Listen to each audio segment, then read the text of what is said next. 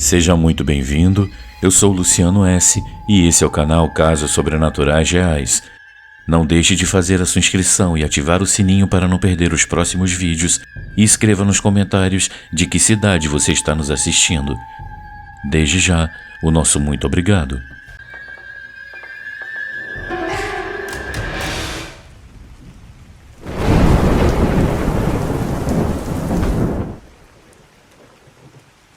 A voz no corredor.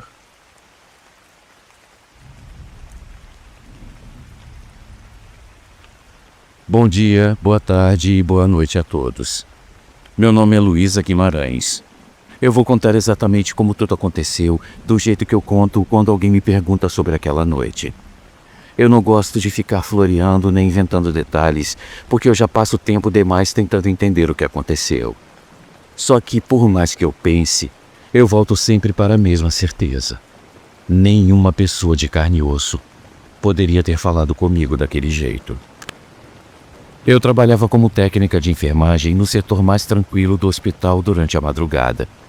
Pelo menos era o que a gente dizia para animar o turno, porque quem fica ali sabe que a madrugada tem um silêncio que incomoda. As luzes ficam baixas, a equipe anda devagar para não acordar ninguém e qualquer batida mais forte parece fora do lugar. Algumas pessoas juram que já ouviram passos no corredor vazio, outras falam de suspiros vindos de quartos sem paciente. Eu não dava muita importância, mas eu escutava de boa todas as histórias. Naquela semana começaram as brincadeiras sobre os tais barulhos. Um dos enfermeiros comentou que quando passava perto da ala dos fundos, ele sempre ouvia alguma coisa arranhando a parede. Outro dizia que quando apagava a luz do posto, parecia ouvir alguém respirando na porta. Eu ouvi essas histórias a semana inteira, até que uma madrugada eu decidi gravar o corredor só para mostrar que não tinha nada demais ali. Eu não fiz isso para provar que eu era corajosa, era só para encerrar aquele assunto de vez. Eu peguei o celular, deixei ele encostado no balcão do posto e configurei para gravar por alguns minutos.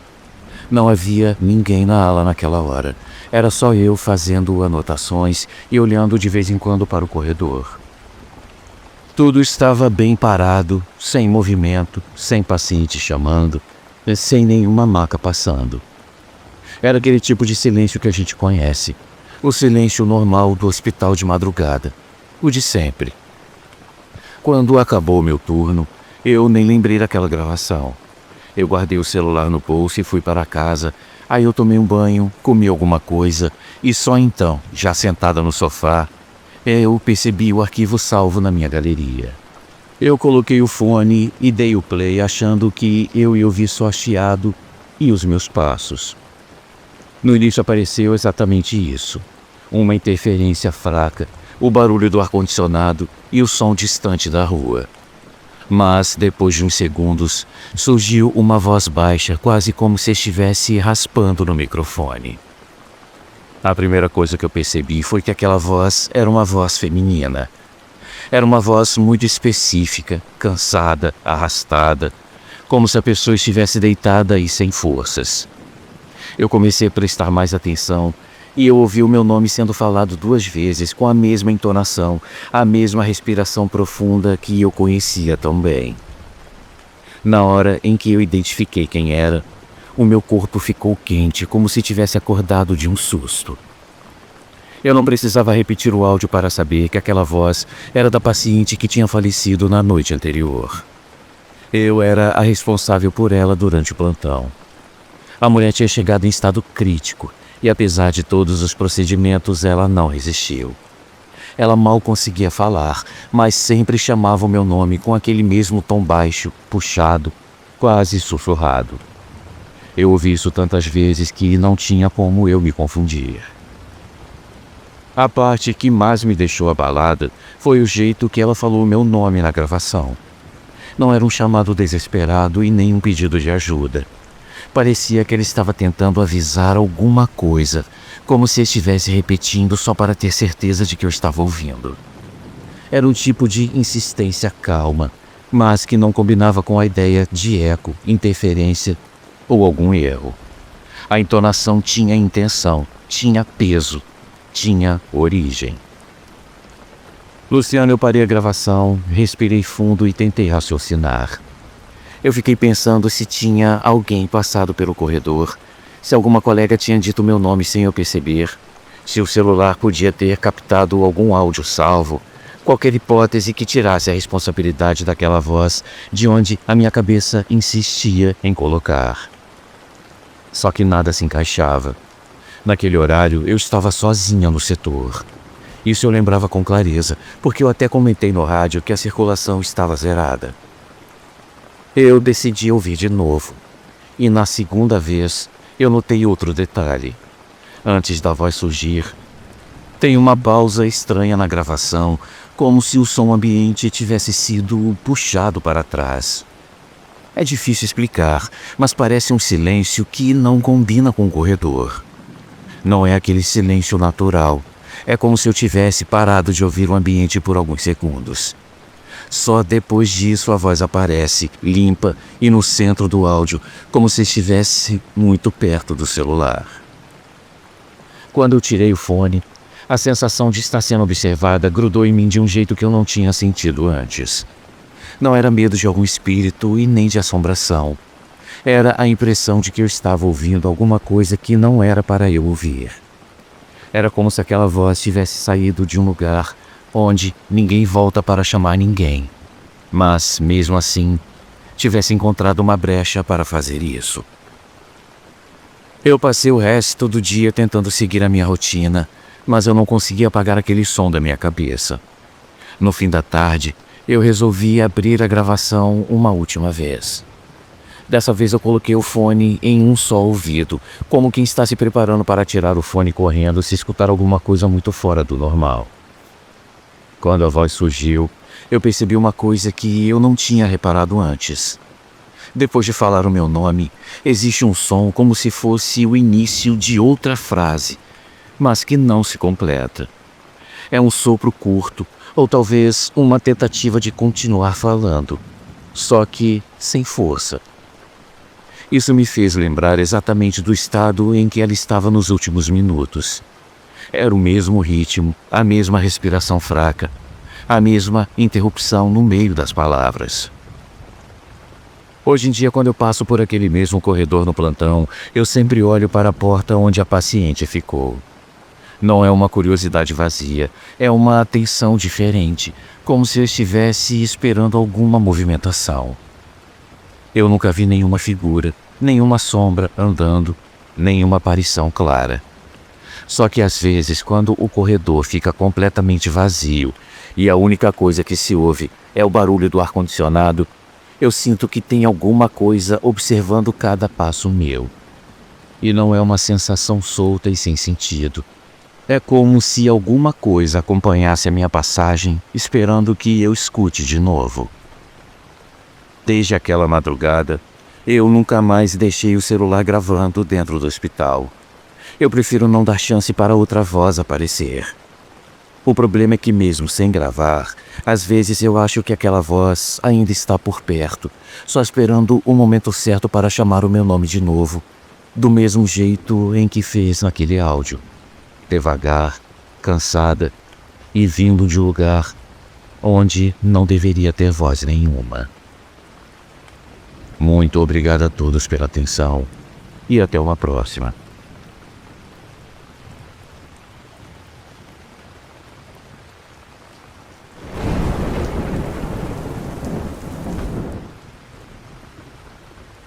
A fotografia que se move.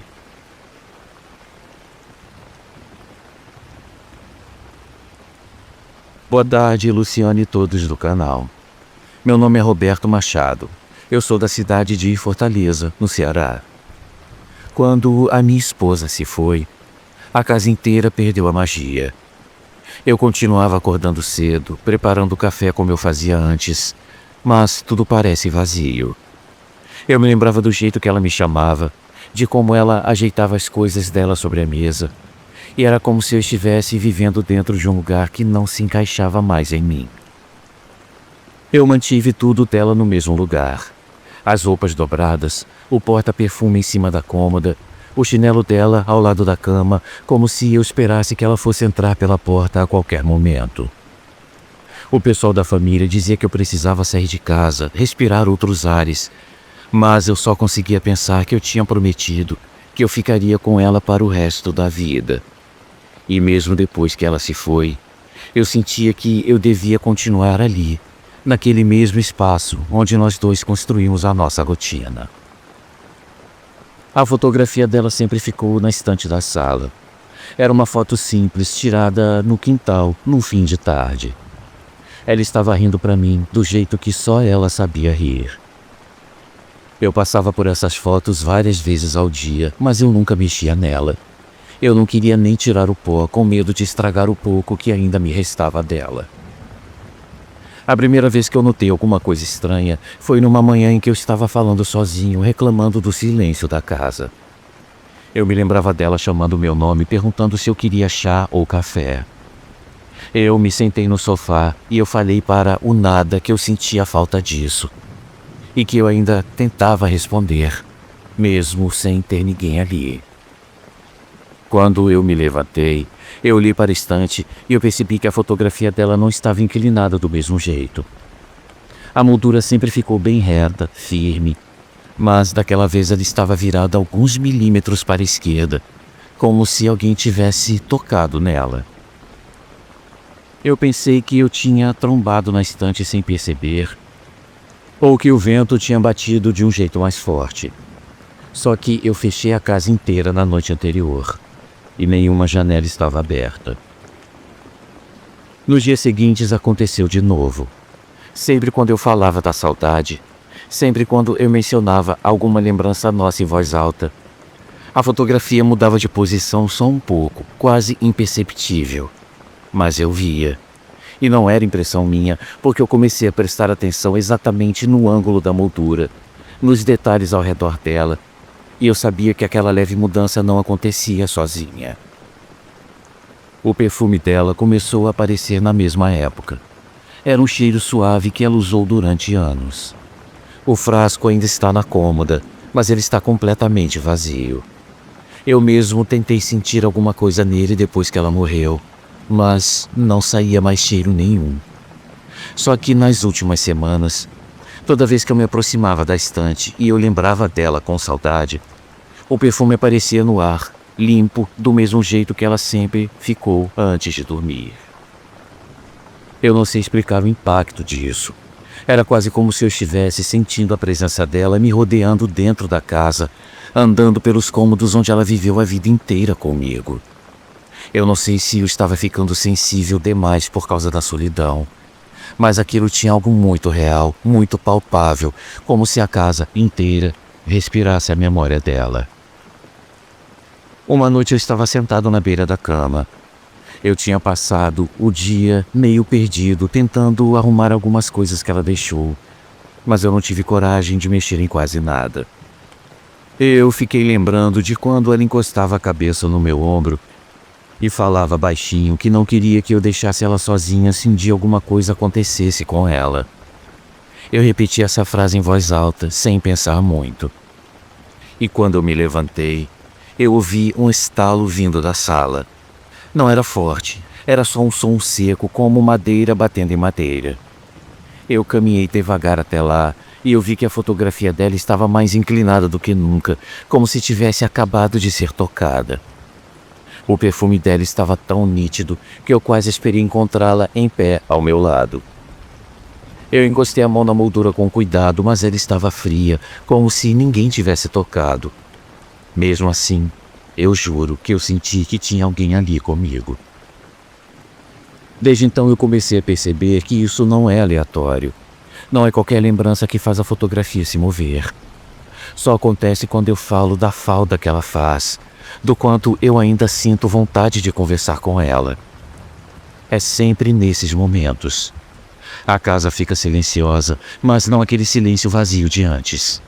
É um silêncio atento, como se alguma coisa estivesse me escutando. Eu passei a evitar sair de casa. Quando eu chego perto da porta e eu penso em ficar algumas horas fora, me dá a sensação de que eu estou quebrando uma promessa. Eu olho para a estante e eu vejo a fotografia dela imóvel. Mas eu sei que, se eu falar que eu vou sair, ela se mexe. Isso já aconteceu mais de uma vez. Eu digo que eu vou demorar, que eu vou resolver alguma coisa, e quando eu volto a olhar para a foto, ela está virada na mesma direção de sempre, mas com aquela leve mudança que só eu consigo perceber. Luciano, eu não sinto medo disso. O que eu sinto é uma espécie de presença que não me abandona. Mesmo quando eu estou no quarto, eu sei que a sala está diferente. Quando eu apago as luzes, eu quase sinto que ela está passando por ali, indo e voltando pelos lugares que ela sempre gostou. A verdade é que eu continuo conversando com ela. Eu falo baixo, quase como um pensamento, mas eu sei que ela me escuta. Eu menciono as saudades, eu menciono os planos que nós tínhamos, e a fotografia responde com aquela leve inclinação que não deveria acontecer. O perfume aparece do nada e desaparece rápido, como se ela estivesse passando perto de mim e seguindo para outro cômodo.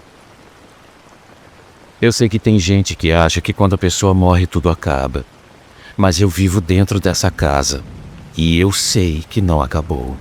Não para mim e, pelo jeito, não para ela também. Eu continuo mantendo a promessa que eu fiz no dia do nosso casamento. Eu não vou deixar ela sozinha. E o mais forte disso tudo é que, pelo que eu sinto aqui dentro dessa casa, ela também não vai me deixar. Muito obrigado a todos pela atenção.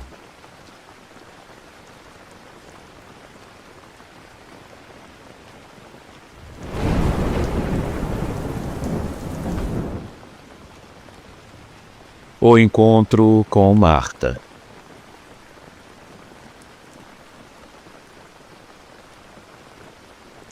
Boa tarde, Luciano.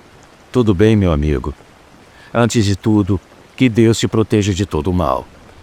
Eu me chamo Alan Gabriel e eu sou da cidade de Júlio Mesquita, que fica no interior do estado de São Paulo, perto de Marília. Hoje eu quero contar uma experiência que eu vivi na infância em uma das minhas idas para a pequena roça do meu finado avô, o seu Claudino. Era um pedacinho de terra da família colado no muro do cemitério da cidade. Foi ali que aconteceu meu primeiro encontro com o sobrenatural. Esse acontecimento me deixou com a certeza de que ninguém deve brincar com coisas que não conhece. A minha mãe tinha uma amiga chamada Marta. Naquela época, as duas eram tão próximas que quando minha mãe não ia até a casa dela, era a Marta quem aparecia lá em casa. Ela chegava sempre com aquele jeitão alegre, pedia café, acendia um cigarro e ficava conversando com a minha mãe para colocar os assuntos da semana em dia. Eu e os meus 3 irmãos gostávamos muito dela, porque ela tratava a gente com carinho, chamava cada um pelo nome e fazia questão de dar atenção a todos. O problema começou quando ela descobriu que estava com um câncer.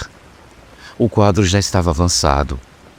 A gente viu com os próprios olhos uma mulher cheia de vida ir murchando aos poucos, perdendo a cor, os cabelos e a disposição. Eu também notei que ela parecia cada vez menos lá em casa, porque naquela época não existia essa facilidade de celular. Era tudo pessoalmente mesmo. E apesar da doença, ela continuava fumando sem parar. Quando alguém perguntava por que ela não largava o cigarro, ela respondia, soltando a fumaça, que ela já tinha pedido para a filha colocar um pacote de cigarros e 2 isqueiros na cova dela, caso ela morresse. Ela dizia que para onde ela fosse, não seria fácil encontrar cigarro.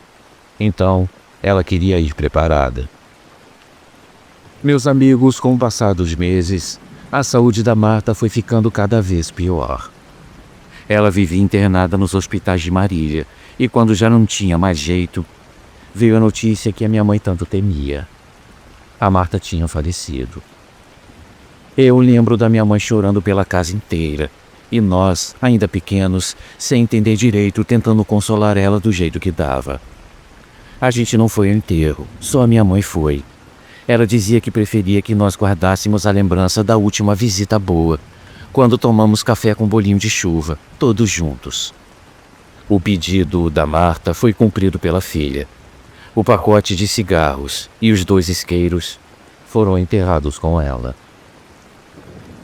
Algum tempo depois, eu acompanhei o meu avô na roça. Aquele terreno continua sendo da nossa família até hoje. Era só um rancho simples, um pedaço de terra com pés de mandioca, maracujá e, logo ao lado, o muro do cemitério. Nesse dia, meu avô pediu para eu pegar uma cesta e colher alguns maracujás. A plantação ficava encostada na parede do cemitério e eu já estava acostumado a ver as coroas de flores jogadas pelo coveiro para o nosso lado. Naquele dia tinha várias espalhadas no chão, mas eu não liguei muito. Eu só queria fazer o que meu avô pediu e voltar logo para o rancho. Eu estava lá colhendo os maracujás quando eu senti um cheiro forte de cigarro. Não havia ninguém fumando perto de mim e aquilo me deixou intrigado.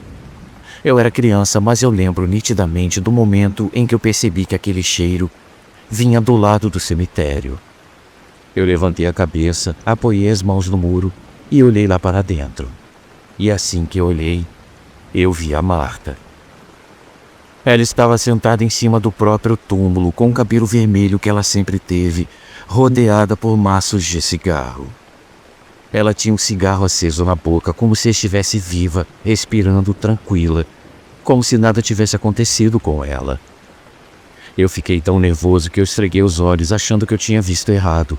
Mas quando eu olhei de novo, ela continuava lá, na mesma posição, como se nem percebesse a minha presença. Eu larguei a cesta com os maracujás e saí correndo para o rancho. Eu contei para o meu avô o que eu tinha acabado de ver. Ele me ouviu e disse que era normal aparecer esse tipo de visão ali, porque ele também já tinha visto muita gente conhecida que não estava mais viva. Ele falou como se fosse parte da rotina dele trabalhar naquele lugar. Depois desse dia, eu nunca mais vi a Marta. Mas aquele encontro marcou minha vida. E segundo meu avô, isso foi só o começo. Porque depois disso, eu tive outras experiências na roça. Mas essas ficam para um outro momento. Luciano, muito obrigado. Por favor, mande um abraço para minha esposa, Vivian. Ela ama o seu canal. Muito obrigado a todos pela atenção. E que Deus proteja a todos nós.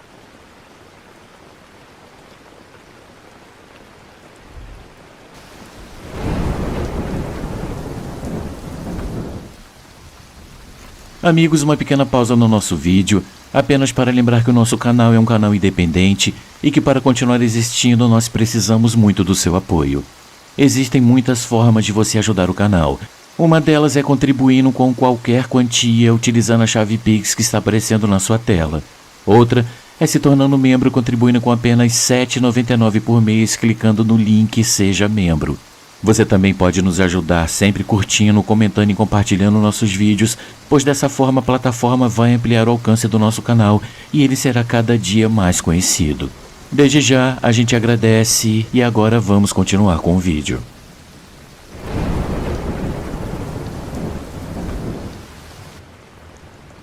A procissão da madrugada.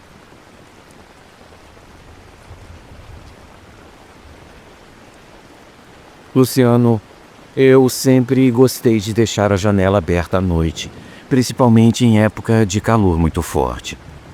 O vento quase não circula dentro da minha casa, e quando a temperatura sobe demais, eu costumo ir até a janela para tentar respirar um pouco melhor. Na noite em que tudo aconteceu, eu só queria sentir um pouco de ar, mesmo que fosse morno. A casa inteira parecia abafada e eu estava há horas tentando dormir sem conseguir. Quando eu afastei a cortina, eu ainda estava sonolenta. A rua costuma ser silenciosa nessa hora e eu fui esperando encontrar exatamente o mesmo cenário de sempre. A calçada vazia, o poste piscando e os cachorros dos vizinhos dormindo. Só que dessa vez, a primeira coisa que eu vi foi um grupo de pessoas caminhando bem no meio da rua. Eu estranhei na hora. Não tinha motivo nenhum para ver tanta gente ali tão tarde andando daquele jeito lento e organizado. Eu contei umas 10 pessoas logo de início, todas enfileiradas, seguindo uma atrás da outra, como se estivessem indo para o mesmo lugar. O mais estranho era que todas mantinham a cabeça abaixada. Nenhuma olhava sequer para os lados. Eu continuei observando porque aquilo não fazia sentido para mim. As roupas eram simples, mas não parecia que elas estavam indo a nenhum evento. Além disso, ninguém carregava bolsa, sacola ou lanternas. Era só o caminhar silencioso, arrastado, firme, como se elas não tivessem pressa. Mas como se elas também não pudessem parar. Enquanto eu observava aquela cena esquisita, eu percebi que o clima parecia parado, como se o vento tivesse sumido de repente. Não dava para ouvir nem aqueles barulhos comuns da madrugada. Só dava para ver o movimento dos passos deles, avançando sempre na mesma cadência. Eu comecei a prestar atenção no jeito que os pés tocavam no chão e eu notei que não havia barulho nenhum. Nenhum som de pisada, nenhum atrito. Nada. Eu cheguei a encostar o rosto na grade da janela para tentar enxergar direito. A luz do poste ajudava a clarear um pouco, e foi aí que eu percebi que as roupas tinham um tom meio apagado, como se estivessem desbotadas demais. Eu me inclinei mais um pouco, tentando ver se eu reconhecia alguém, mas cada rosto parecia pesado demais, como se estivesse carregando alguma coisa que eu não conseguia entender. Eu sei que qualquer pessoa no meu lugar teria chamado alguém ou filmado aquilo. Mas naquele momento, a única coisa que eu consegui fazer foi observar. Era como se algo me obrigasse a seguir o movimento deles com o olhar. Eu fui tentando entender o que era aquela situação, até que eu percebi um detalhe que deixou tudo pior. Nenhum deles levantava a cabeça. A coluna inteira de pessoas vinha caminhando com a mesma postura, inclinada para a frente, como se estivessem seguindo alguma coisa que eu não conseguia ver. Eu fiquei tentando achar uma explicação até ouvir ao longe o barulho de um caminhão. Aqui na minha rua passa muito caminhão de madrugada por causa das entregas, e naquela hora eu sabia que ele vinha muito rápido. A procissão continuou andando como se nem tivesse ouvido o som do motor. Nenhum deles saiu do meio da rua. O caminhão entrou na rua com um ritmo constante e não diminuiu a velocidade. Naquele momento, eu realmente pensei que o motorista fosse atropelar todo mundo. Eu cheguei a colocar a mão na boca esperando ver o impacto. Só que no segundo em que o caminhão passou por eles, eu entendi o que estava diante dos meus olhos. Luciano, o caminhão atravessou cada uma daquelas pessoas como se elas fossem feitas de fumaça. Nenhuma delas sequer se mexeu. Nenhuma desviou. Nenhuma desapareceu com o impacto. Elas só continuaram caminhando exatamente no mesmo ritmo, como se nada tivesse acontecido. Eu vi o farol atravessar aquele grupo inteiro, iluminando os corpos por dentro. E eu pude perceber que eles eram vazios. Eles não tinham sombra e também não tinham peso. Foi ali que me caiu a ficha. Eu não estava olhando para a gente viva. Aquilo era uma procissão de almas. O caminhão seguiu viagem como se nada tivesse acontecido, sem sequer diminuir a velocidade. E a procissão continuou avançando rua abaixo. Eu fiquei ali olhando, sentindo meu coração batendo forte, sem saber para onde eles estavam indo. Depois de alguns metros, eles viraram todos ao mesmo tempo, como se obedecessem a um comando mudo, e desapareceram na direção do terreno vazio que fica no final da rua. Eu ainda permaneci parada na janela por alguns minutos, tentando entender se eu tinha realmente visto aquilo. Não houve nenhum barulho, nenhum rastro, nada que indicasse que aquelas pessoas tinham passado por ali. A rua voltou a ficar silenciosa igual estava antes. Só que eu sabia que não era uma impressão da minha cabeça. Eu tinha visto tudo muito claramente. Naquela noite eu fechei a janela devagar e fiquei sentada na cama por um tempo longo demais. A imagem daquela procissão silenciosa ficou presa na minha mente. Eu tentei dormir, mas eu continuava lembrando do caminhão atravessando aqueles corpos e da forma como eles não reagiram. Era como se eles estivessem presos num caminho que não acabava nunca, repetindo aquele deslocamento sem saber que o mundo dos vivos ainda está aqui. Desde então, eu evito olhar pela janela depois de um certo horário. Eu sempre tive a impressão de que se eu encarar a rua por tempo demais, eu posso acabar vendo outra procissão passando. E eu não sei se eu teria coragem de observar de novo. E se um dia eles vierem caminhando mais devagar, eu tenho medo de que eles percebam que eu estou olhando para eles. Meus amigos, esse foi o meu relato. Muito obrigado a todos pela atenção e uma ótima tarde a todos.